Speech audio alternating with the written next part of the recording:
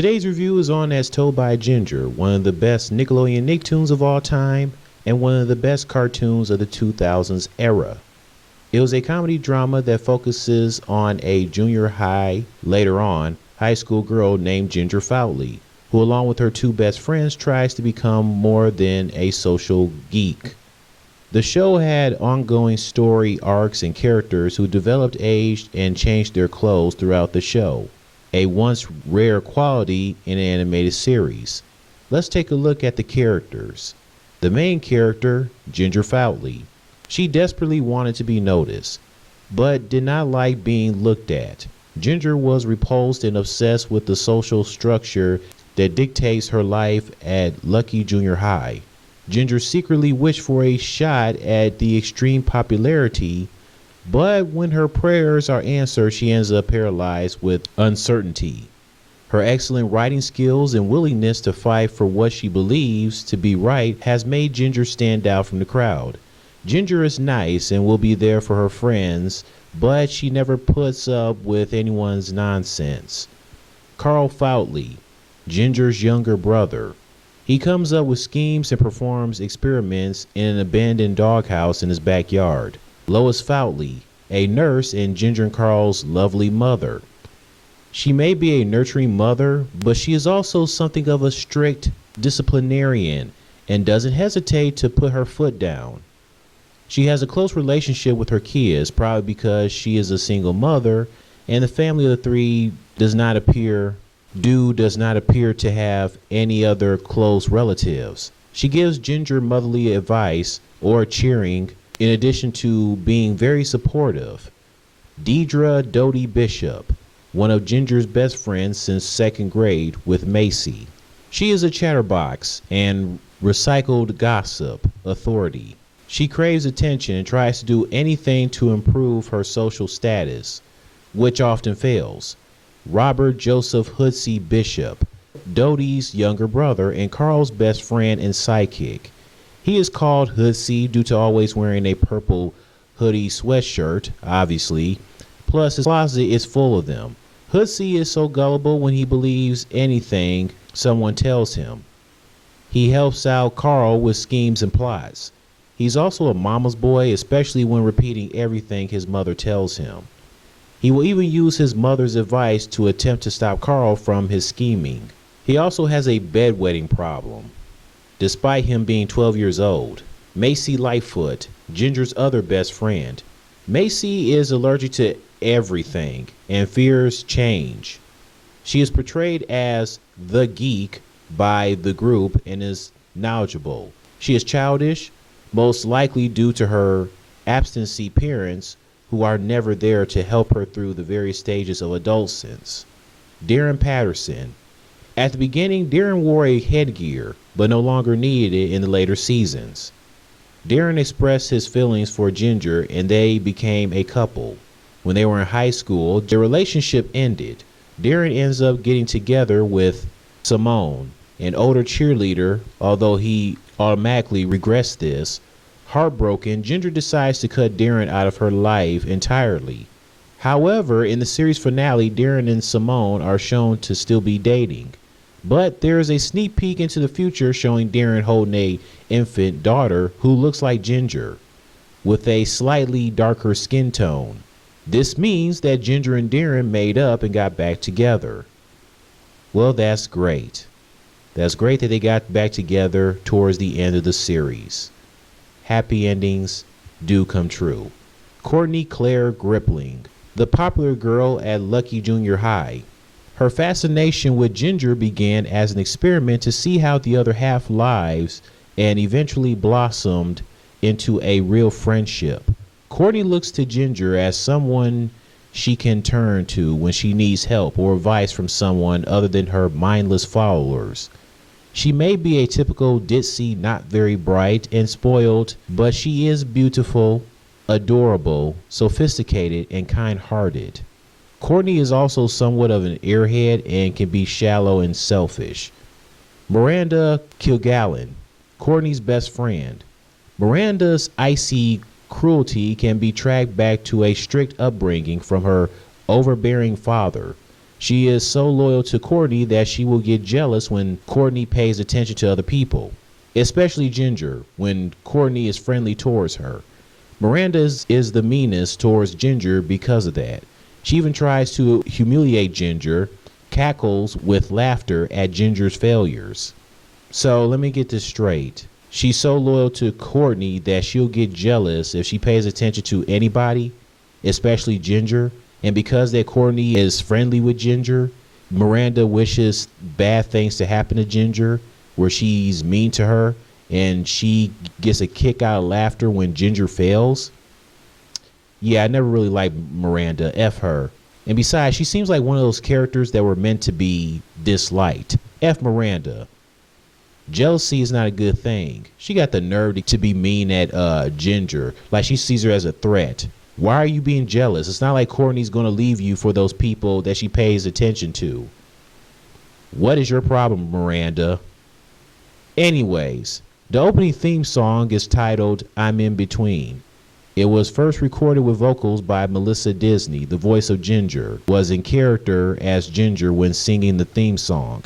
Then it was replaced by another version performed by Cree Summer, who was the voice of Miranda. We know who Cree Summer is from A Different World, also the voice of Penny from the 80s Inspector Gadget show, Susie of Rugrats and All Grown Up, Elmira from Tiny Toons Adventures in the Pinky Brain Elmira show that was on Kiss WB, Fox Love in Drawn Together, Number 5, A Codename Kids Next Door, Beast Girl, and Elastigirl off of Teen Titans Go. And yeah, she's Beast Boy's adopted mother. I did not know that she was Beast Boy's adopted mother, but Elastigirl's pretty sexy. I like Elastigirl. She looks pretty good in that suit that she wears. Anyways, then there was the third version with the vocals performed by R&B singer Macy Gray. It was used for the rest of the series run. The version with Macy Gray is way better than the other two versions. They should have gone with that version of the theme song since day one. Macy Gray's vocals just fit the theme song just right. The show ran for 3 seasons from October 25th, 2000 until October 23rd, 2006. The production ended in 2004, but some episodes remain unaired on American television. There are also 4 television films for the show: Summer of Camp Caprice, Foutley's on Ice, Butterflies Are Free, and The Wedding Frame. The show was popular at first, making its way into the teenager-aimed block, Teen Nick. The show's popularity declined after season 2 due to constant scheduling changes. As of right now, As Told by Ginger has not been on television since airing on Fridays at midnight on the Splat, airing from October 9th, 2015 until April 1st, 2017. As of now, Ginger is no longer on television. Now, there are some people who get on the animation, and some of you thought the show was a part of Klasky Csupo Inc., which it obviously is. But you probably thought that Arlene Klasky and Gabor Csupo were the creators of As Told by Ginger, since they were the creators of Rugrats, Our Real Monsters, The Wild Thornberrys, Rocket Power, and All Grown Up. Well, actually, Gabor Csupo and Peter Gaffney were the creators of Our Real Monsters. Arlene wasn't a part of it. I think that's the only show that she didn't create with Gabor. But no, As Told by Ginger was created by Emily Kapnick. But As Told by Ginger was produced by Klasky Csupo Inc. I mean, when you look at the animation, As Told by Ginger has the exact animation as Rugrats, The Wild Thornberrys, Rocket Power, and All Grown Up.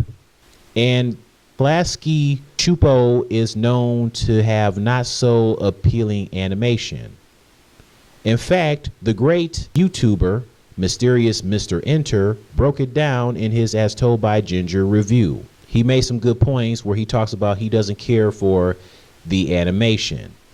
Why are the characters' mouths down to their chins?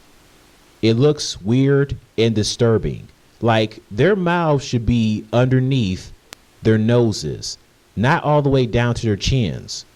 I find that very weird that the characters look like that. Just why?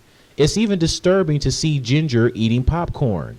Their lips look shriveled up, like their lips have been stung by bumblebees. Mysterious Mr. Enter even said that Dodie looks like a fish, which I have to agree. I mean, when you look at Dodie, she does look like a fish.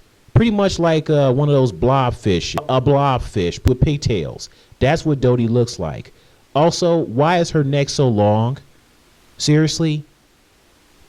Why does her neck have to be so freaking long? He also said that the characters' heads look like potatoes, especially Macy's. I mean, Macy's head looks like a ran over baked potato. It's like her head looks like it was ran over by a truck. Seriously, why do most of their heads look like potatoes? It's ridiculous. And then there's Carl with his squinty eyes and his buck teeth. I mean, Carl's squinty eyes and his buck teeth, I mean, it makes him look like some sneaky, up to no good buck-toothed weasel. Like, seriously, what is up with this? Was Klasky Chupo on crack when they did this? Just why? And as for Darren, I feel bad for the guy for the way he was wearing that headgear. The headgear just looked a hot mess, and I'm glad that in the later seasons, he didn't have to worry about wearing it. What the heck? Well, other than that, besides the animation not being so appealing, As Told by Ginger was a good show, and I definitely enjoyed it. I thought about doing a review on it either way. I'm still going to do a review on Shaolin Showdown. I don't know when, but I will do it when I can. Anyways, this has been my review on As Told by Ginger. Tell me your thoughts on the show and the animation itself, and about how the characters' lips are, you know, to their chins. Because I know you guys who watched As Told by Ginger were like, why do the characters look like that? And Dodie having such a long neck and stuff like that. I don't know what they were doing. Anyways, tell me your thoughts. Later.